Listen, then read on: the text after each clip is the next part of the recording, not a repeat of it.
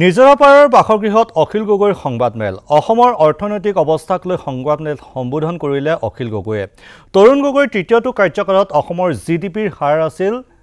৭.৬ ঋণ বৃদ্ধিৰ হাৰ আছিল প্ৰায় ১১ হিমন্ত বিশ্ব শৰ্মাৰ কাৰ্যকালত জিডিপিৰ হাৰ ৮.৮ তাৰ বিপৰীতে ঋণ বৃদ্ধিৰ হাৰ হৈছে ১৯ কিন্তু জিডিপি অনুপাতে ঋণৰ হাৰ ৪৮ ৩১ মাৰ্চ ২০২৪ লৈকে অসমৰ মুঠ ঋণ হৈছে ১,৫০,৯০০ কোটি টকা ৮ বছৰত বিজেপিয়ে ললে ১,০৮,৩৩৬ কোটি টকা তৰুণ গগৈতকৈ হিমন্ত বিশ্ব শৰ্মাৰ কাৰ্যকালত ঋণ বাঢ়িছে ৮%। ধাৰত চলি আছে এতিয়া হিমন্ত বিশ্ব শৰ্মাৰ চৰকাৰ এই অভিযোগ কৰিছে অখিল গগৈয়ে শেহতীয়াকৈ ১৫,০০০ কোটি টকা ঋণ লোৱাৰ কথা আছিল মুখ্যমন্ত্ৰীয়ে যদি লৈছে তেন্তে ঋণৰ পৰিমাণ হ'বলৈ গৈ আছে ১,৭৫,০০০ কোটি টকা আৰু মাৰ্চতহে গম পোৱা যাব এই কথা আসলতে মুখ্যমন্ত্ৰীয়ে ঋণ ললেনে নাই ১ জানুৱাৰীত মুখ্যমন্ত্ৰীৰ বাৰ্তালৈ আশাৰে ৰৈ থাকে মানুহ কিন্তু আমাৰ মুখ্যমন্ত্ৰীয়ে ১ জানুৱাৰীত নেতিবাচক কথাহে ক'লে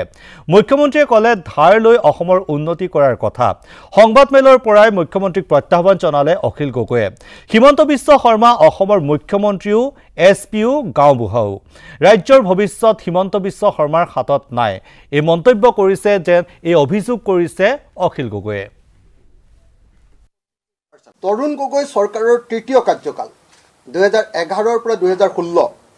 সেই কাৰ্যকালত জিডিপি স্থিৰ মূল্যত কনষ্টেণ্ট প্ৰাইচত গড় বৃদ্ধিৰ হাৰ আছিল ৭.৬% আৰু ঋণ বৃদ্ধিৰ হাৰ আছিল ১০.৯%। সৰ্বানন্দ সোণোৱালৰ কাৰ্যকালত ২০২১ৰ পৰা ২০১৬ৰ পৰা ২০২১লৈকে এই সময়খিনিত সৰ্বানন্দ সোণোৱালৰ চৰকাৰৰ কাৰ্যকালত জিডিপিৰ কনষ্টেণ্ট প্ৰাইচত গড় বৃদ্ধিৰ হাৰ আছিল 5.4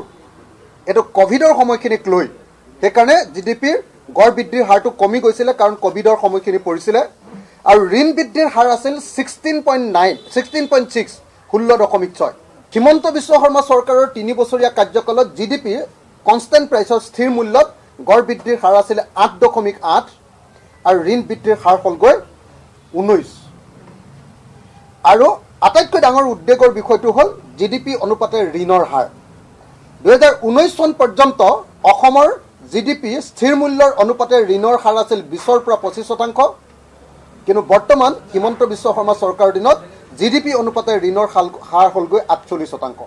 আজিৰ দিনটোত অসমৰ জিডিপি যিমান ৩ লাখ কোটি টকা আৰু ধাৰ হ'ল ১.৫ লাখ কোটি টকা আধাতকৈ অলপ কম সেইকাৰণে আমি 48%। তাৰমানে জিডিপি গোটেই বছৰটোৰ ইনকাম যিমান আমাৰ উৎপাদন যিমান ৩ লাখ কোটি টকা গোটেই বছৰটোৰ ধাৰ কিমান হৈ গ'লগৈ টোটেল ধাৰটো টোটেল আউটষ্টেণ্ডিংটো হ'লগৈ ১.৫ লাখ কোটি টকা গতিকে ধাৰৰ পৰিমাণে হ'ল 48% জিডিপিৰ অনুপাতে ধাৰৰ পৰিমাণটো হ'ল 48% আৰু ৰিজাৰ্ভ বেংকৰ পৰা যি তথ্য লৈছোঁ এই তথ্যৰ সম্পূৰ্ণ তালিকা ইকনমিষ্টবিলাকৰ লগত বহি লৈ অসমৰ আটাইতকৈ গুৰুত্বপূৰ্ণ ইকনমিষ্টবিলাকৰ লগত বহি লৈ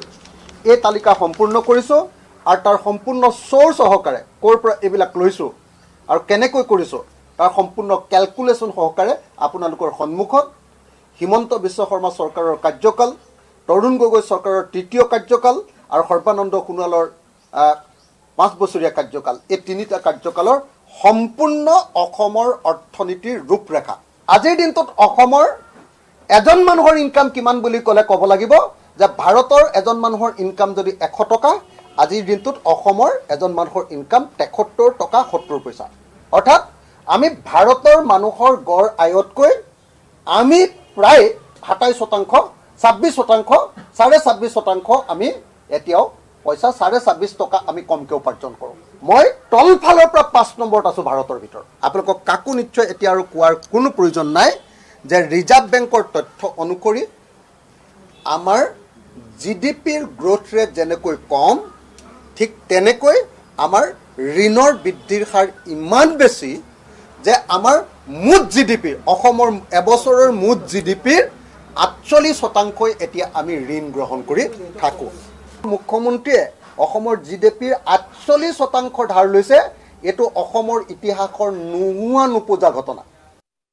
তৰুণ গগৈ চৰকাৰৰ তৃতীয় কাৰ্যকাল ২০১১ৰ পৰা ২০১৬